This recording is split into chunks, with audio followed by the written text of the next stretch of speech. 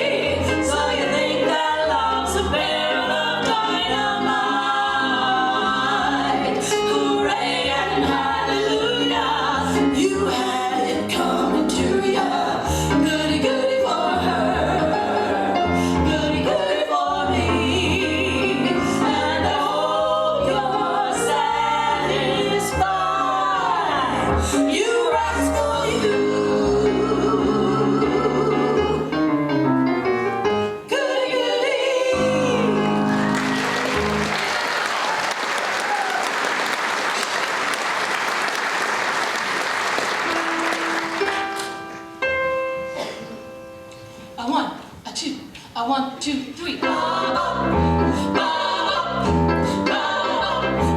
was a famous trumpet man from out Chicago way. He had a boogie style that no one else could play. He was the top man at his craft.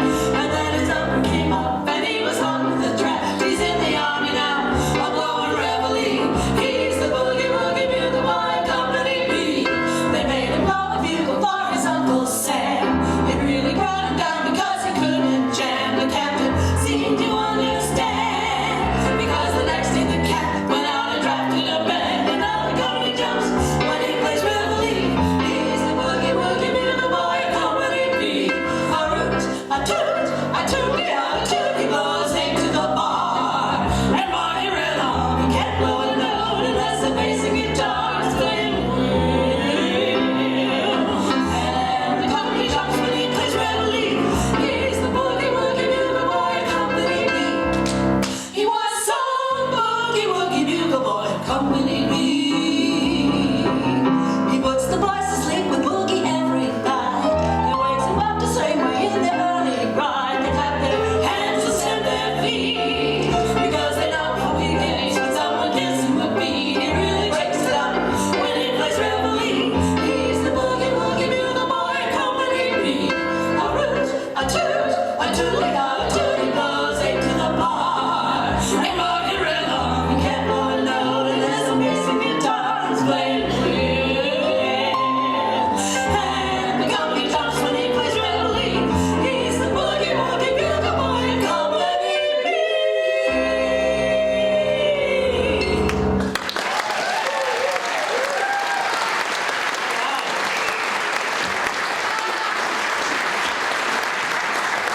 Thank you all very much. I would like to introduce to you Miss Tara Vestron, Miss Debbie Weldon, Mrs.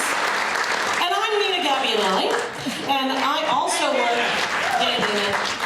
also work for the Aspen Historical Society, and so we were your warm-up act, but our main attraction is backstage, and I'd like to introduce him. So ladies, thank you all very much. Yeah, I'll let you take that. That'd be awesome. Thank you very much.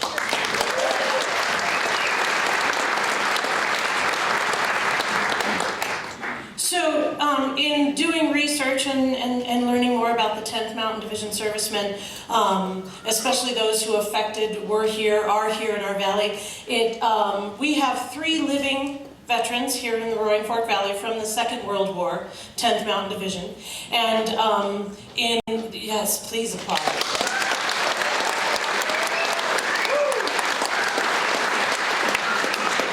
And we are very honored this evening that one of those handsome gentlemen is here with us tonight. So, Mr. John Tripp, can you make your way out here? I'll come and greet you.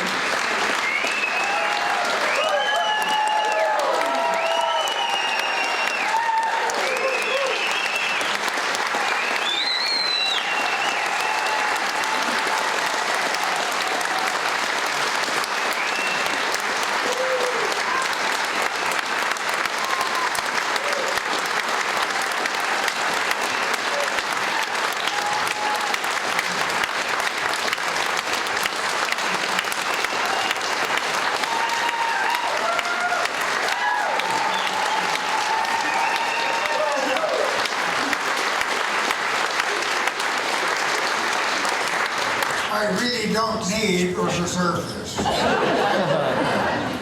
I use this only to ward off bad dogs and girls. I promise to stay over here on this side. I'll stay over here on this side. I promise.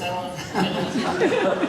So, John, you have lived in the Roaring Fork Valley for how long now? 45 years. Okay. And you first entered and enlisted into the 10th Mountain Division you were in the Air Corps to begin with, and then you entered into the 10th Mountain Division. Why was it that you made that decision? Well, I washed out of the Air Corps as a cadet. I wanted to fly P-38s, and they put me in navigation school, and I guess I lost my enthusiasm. So we had advanced navigation was tough, and our last test took place on paper over the South Pacific, back and forth over the international date line, Monday, Tuesday. I got so screwed up, I didn't know what world I was in. And I really blew that one.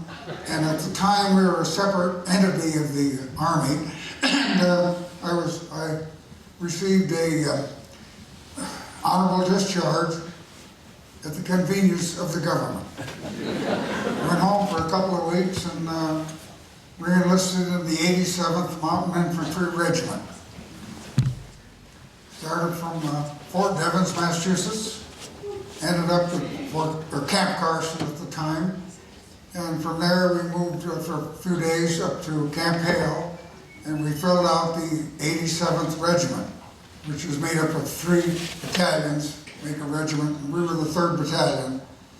And I went into L Company and stayed there until November of 1945, through the Aleutian Island campaign and Italy. And for some reason I'm here. I always tell people he doesn't want me and he doesn't want me, so you're stuck with me. What else? So, how long did you spend at Camp Hale? I spent Training. the winter of 42 and 3, and when spring came and things were nice, they sent us to California, and we went to the Aleutians and took back 2 islands from the Japanese, Attu and Kiska, the only American territory really ever held by the Japanese Army. And when we thanked God, or somebody, that they had left Kiska about a week or so before we landed, unbeknown to us. If they'd been there, I wouldn't be here. They were like me looking down at you with all the artillery and machine guns and God knows what all. But anyway, here I am. We came back and we came back in the latter part of 43 and finished up and went to Camp Hale and made up the 3rd Battalion. And you... And at that point, That's okay, no, you go ahead. I'm screwed up on that one. Already at Camp Hale, there was the 85th and 86th regiments. And we were the 3rd regiment, the 87th, and which made up the 10th Mountain Division. Anyway. And you were married at the time, correct? I was married in March of 1944. And your beautiful wife is here. I just wanted to say hello to her. Irene, who's sitting out next to David. And I have a son here. Son is here as He well. and his friend, and Larry was served 2 years in Korea during the Vietnam War.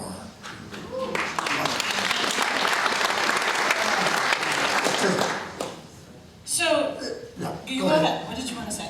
Late 43, after we came back from Kiska, we formed that 10th Mountain Division, spent the winter of 43 and the beginning of 44 winter, and then moved to Camp Swift, Texas, where we got flatline training and went to Patrick Henry in Virginia, and from there by ship to Italy to finish up World War II. A lot of people kid me about the 10th Division. You guys thought you won World War II. I said, we did. But along with a million other men. Whenever I say I don't mean me. I mean the people I was with. Hundreds and thousands of men. Anyway. And you were saying that you lived with the same gentleman for a period of about 3 years, right? Yeah, in my L company, I was with those guys from Kiska to Italy for about 3 years. And Italy, well, at one of our second major battle, I got in the way of a machine gun or something and went to the hospital in Livorno. And after the stint there, they sent me back. I went back to the company and we finished up the war on Lake Garda, northern Italy. And I came home to an 8-month-old child, my wife.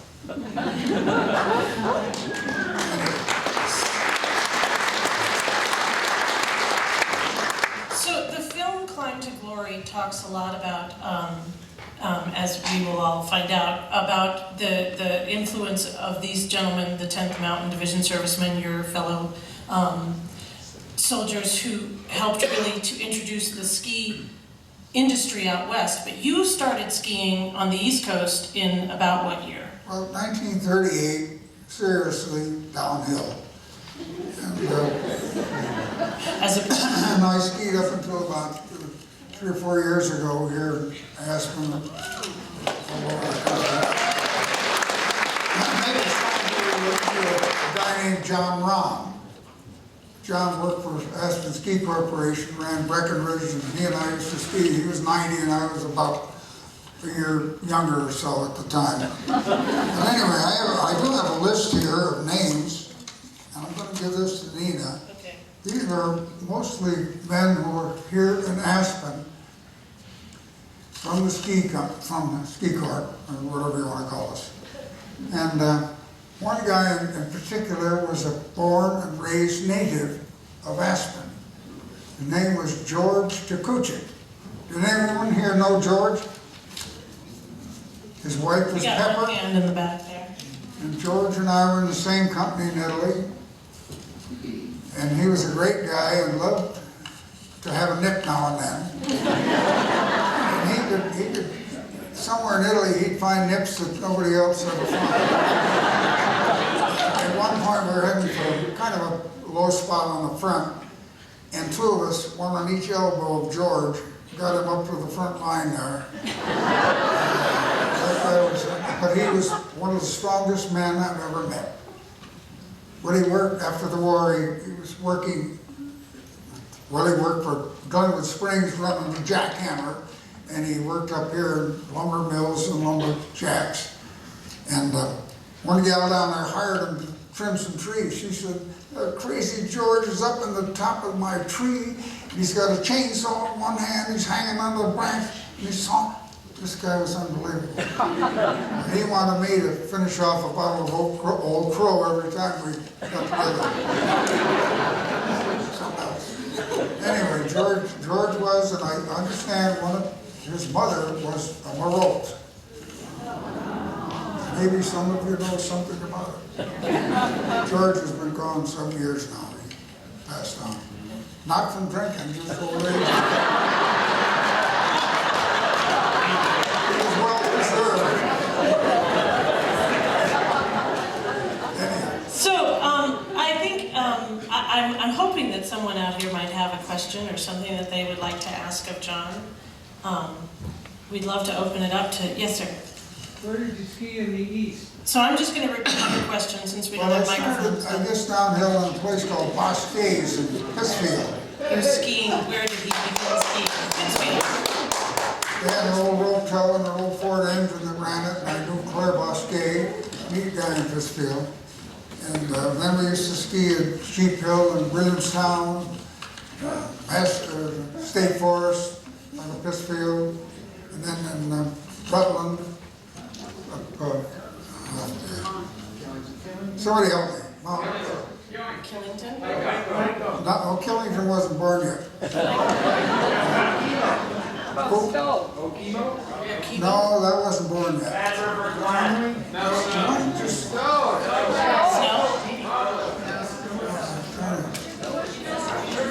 Anyway, outside of Rutland. Then first Manchester. I never skied Mansfield, but I fell down the head wall once. Washington, top to bottom with a t-shirt of Easter Sunday morning. So do you think that was your skiing knowledge, your training, your experience part of what got you into the 10th Mountain Division? Oh, yeah, you had to either have a ski experience, timber cruisers, cowboys, anybody that had lived in the outdoors and could understand the outdoors, mountain climbers, rock climbers, all that. And 3 letters of recommendation to get in the Army. Who wrote your letters of recommendation? Do you recall? Friends of mine at home that knew my skill of skiing, which wasn't too great at the time, but I could turn.